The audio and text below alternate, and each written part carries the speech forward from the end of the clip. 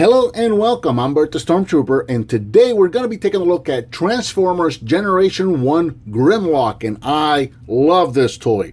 Originally released in 1985, he retailed for approximately $13, and I love going back to these OG1 figures and seeing how much they actually cost back in the day. It just blows my mind sometimes. Even though I was there, I just don't remember how much they cost, and it blows my mind when I realize how cheap some of these toys originally were. So Grimlock, he's popular right now. I wonder why.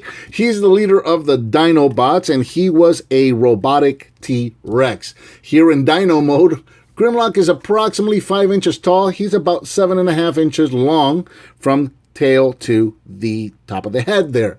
So very, very cool. He's just one of those classic Transformers that never goes out of style. Now, here in Dino mode, he does have some articulation. The head can move up and down. His mouth can open and close. His arms can rotate, or his little tiny T-Rex arms, they can rotate. And then his legs can move forward and backwards about that far. Very, very cool. And he does have some really cool detail. He does have a cockpit seat right there for a little Microman figure, considering that this was, transferred over from an existing Japanese toy line. So if you happen to have one of those little Microman, you can probably put him in there and have him pilot Grimlock, which is still pretty cool. Lots of cool detail, lots of cool robotic detail and sticker detail on this guy. I just love the detail that these guys had back in the day. Now, if you're more of a fan, you notice that Grimlock does have the old style stance for the T-Rex, and if you're a fan rather of the more popular modern stance, which is probably the more correct stance, oddly enough, Grimlock is able to do that, which is really, really cool. So you can display him either way, in the more modern, more than likely more correct stance, or in a classic Dino stance, which is really, really cool. Grimlock did come with some accessories, so he came with this little missile launcher pistol right there. See, get that in close. And he did come with, as you can see, that fires, and he did come with 3 of these little missiles right there. And as you saw, you can just load that right in there, just like that. It's spring-loaded. I don't even know why I'm putting my hand out here, because it's super weak spring. At this point, you can press down on this little sight right there, and he shoots it off about 4 inches. It's a very old spring, and I can probably use replacing that, so I'm probably going to do that. So anyway, that's what the little missile launcher looked like. He also came with his classic double-barreled blaster, which is really, really cool. A lot of cool detail on this thing, and it's even got a magazine, which is really cool. So there's that.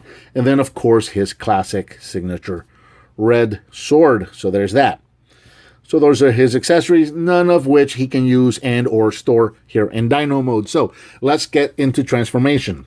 Transformation, as with OG1s, very simple. You're going to take the head, unpeg it, and flip it all the way back just like that.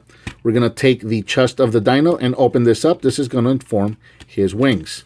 Now, I'm probably going to want to back up a little bit. Take this entire bottom half of the Dino here, and this is going to unpeg, swing forward on a hinge, and then swing up again and clip into place right there.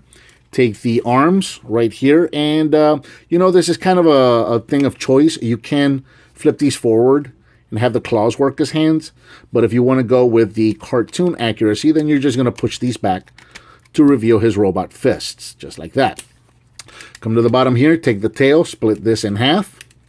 This is going to allow you to take the rear quarters of the Dino. Oh. Rub symbol still works. Is that showing up on camera? Because I can see it in person, but these rub symbols are really hard to show on camera. There it is. I think that's showing up on camera. So there's that. All right, take his rear quarters and swing these around to form the bottom of the feet. And then finally, we're going to take them right here at the hips, make them do the splits.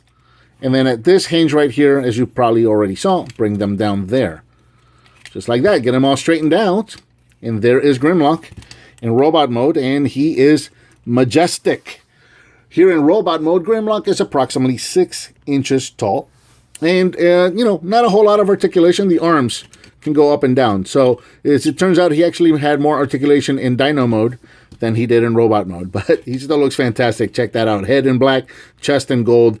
Pelvis in red, legs in black and silver. Absolutely just a gorgeous, gorgeous figure. You can take these little arms and move them around. You know, if you want to hide them, you can do that. But usually in the cartoon, again, they were showing straight up like that, just right behind the wings. So you can leave them out if you wish, just like that. And if you want to give them some weapons, we're going to start off with the missile launcher, which keeps shooting off. You can just peg that right in there. Load up the missile. And then you can fire away. 4 inches away. It just doesn't. It's funny to me because of how much it doesn't work. And then let's just go ahead and give him his classic sword. That's the one everybody came here to see, is his classic sword. It's the one that looks the best. There he is with his classic sword, and we'll give him his double-barreled rifle, which is probably going to get lost in a sea of black in front of the camera. We'll see. It's typical. I tried taking some pictures of him the other day, and the rifle was just not showing up because it's just black on black. So, but there you go. There he is with the rifle, and as you can tell, my hinges are getting a little loose on mine, so they're going to need a little bit of rework. There you go. There's Grimlock with his double-barreled rifle and his sword. Very, very cool, and a must addition to any G1 shelf. And I think that about covers Transformers Generation 1 Grimlock. What did you think of this figure, and what would you like to see me review next? Let me know by leaving me a comment, give me some thumbs up, subscribe and share with your friends if you like what you see, and I'll talk to you next time.